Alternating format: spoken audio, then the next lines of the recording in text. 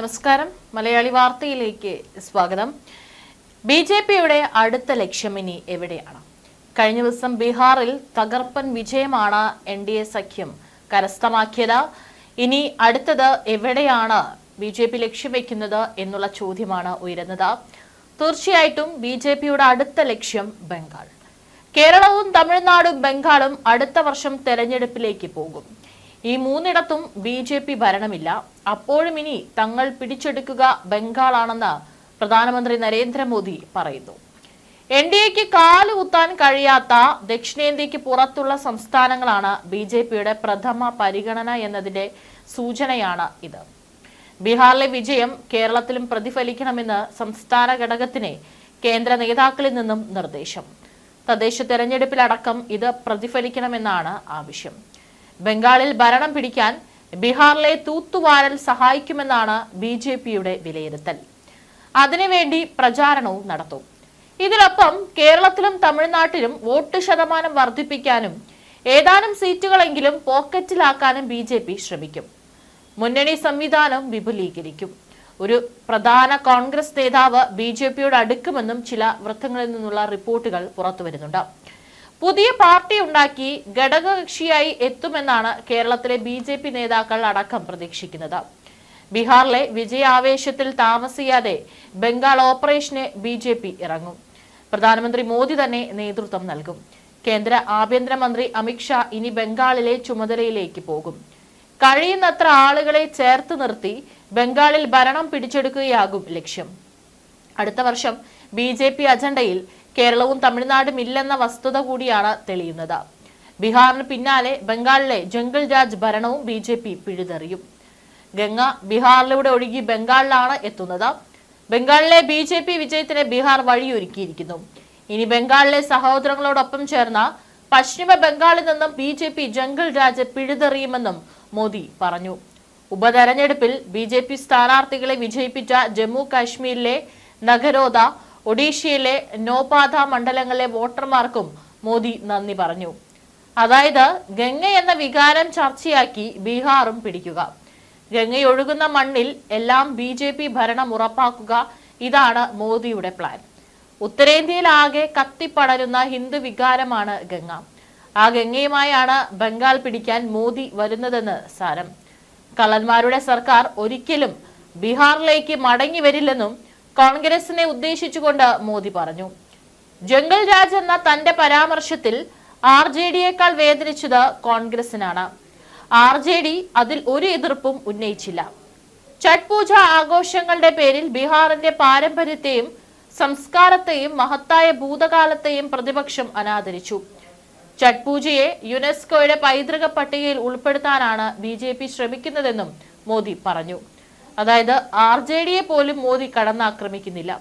ഭാവിയിൽ ബിജെപിക്ക് ബീഹാറിൽ RJDയെയും കൂടെ നിർത്താൻ ആഗ്രഹമുണ്ട് എന്നതിന്റെ സൂചനയാണിത്. അതായത് കോൺഗ്രസ് മുക്ത ഭാരതമാണ് ബിജെപിയുടെ ലക്ഷ്യം.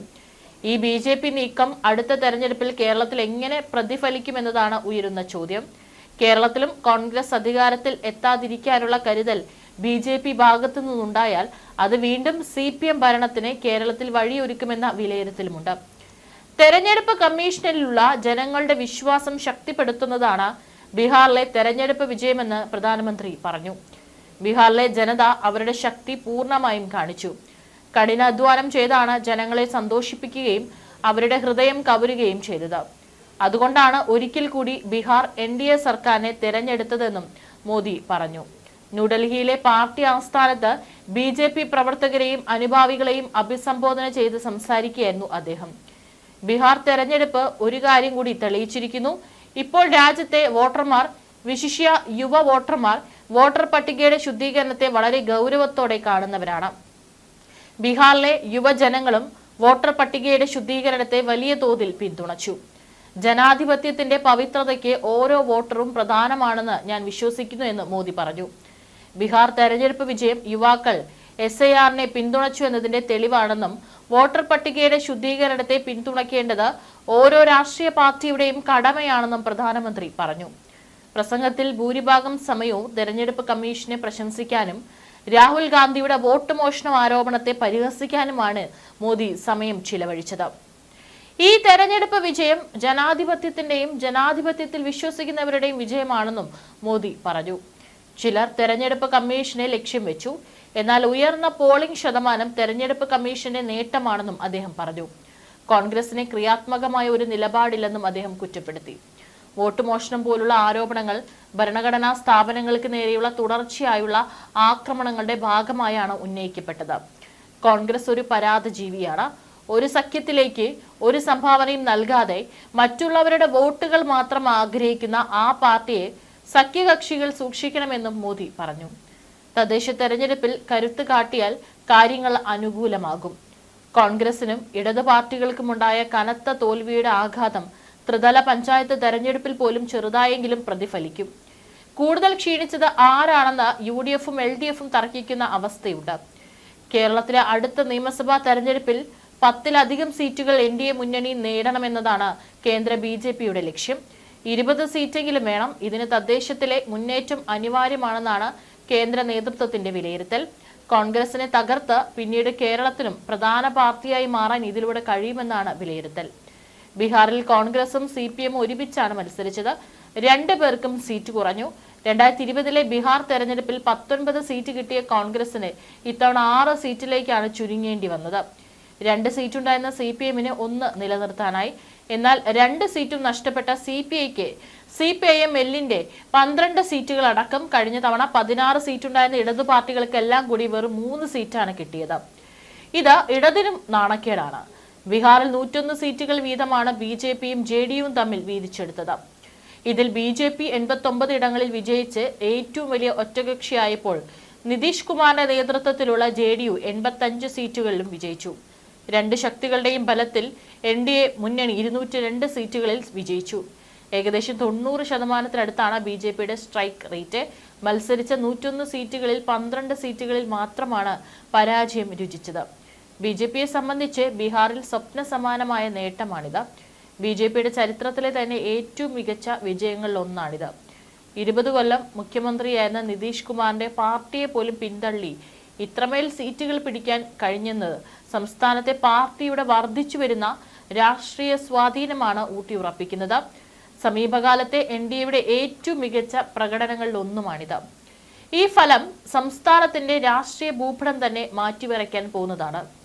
88.12% ബീഹാറിൽ BJPയുടെ സ്ട്രൈക്ക് റേറ്റ്. 84.16% ജനതാദൾ യുണൈറ്റഡിന്റേത്. BJPയുടെ ചരിത്രത്തിലെ തന്നെ ഏറ്റവും വലിയ സ്ട്രൈക്ക് റേറ്റുകളിൽ ഒന്നാണിത്. 2022 ഗുജറാത്ത് നിയമസഭാ തെരഞ്ഞെടുപ്പിൽ 182-ൽ 156 സീറ്റുകളിൽ വിജയിച്ചതാണ് ഒരു സംസ്ഥാന തെരഞ്ഞെടുപ്പിൽ സീറ്റുകളുടെ എണ്ണത്തിലെ BJPയുടെ ഏറ്റവും വലിയ വിജയം. 85.7 സ്ട്രൈക്ക് റേറ്റ്. എന്നാൽ ഈ സ്ട്രൈക്ക് റേറ്റ് മറികടക്കാൻ ബീഹാർ തെരഞ്ഞെടുപ്പിലൂടെ കഴിഞ്ഞു. ഏതായാലും ഇനിയും മറ്റുള്ള സംസ്ഥാനങ്ങളിലേക്കും ഈ ഒരു വിജയം ആവർത്തിക്കാനുള്ള നീക്കങ്ങളാണ് അടുത്തതായി BJP ലക്ഷ്യം വെക്കുന്നത്. ഇതിൽ നരേന്ദ്രമോദി അടക്കം എടുത്തു പറഞ്ഞിട്ടുള്ളത് ബംഗാളാണ്. അതുകൊണ്ട് ഇനി ബംഗാളിലായിരിക്കും BJPയുടെ അടുത്ത തേരോട്ടം, അല്ലെങ്കിൽ അതിനുള്ള പ്രവർത്തനങ്ങൾ ആരംഭിക്കാൻ പോകുന്നത്.